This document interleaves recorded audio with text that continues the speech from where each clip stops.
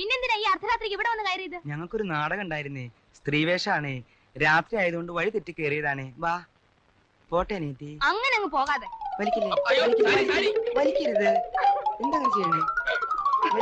വലിക്കില്ലേ കുട്ടികളെ.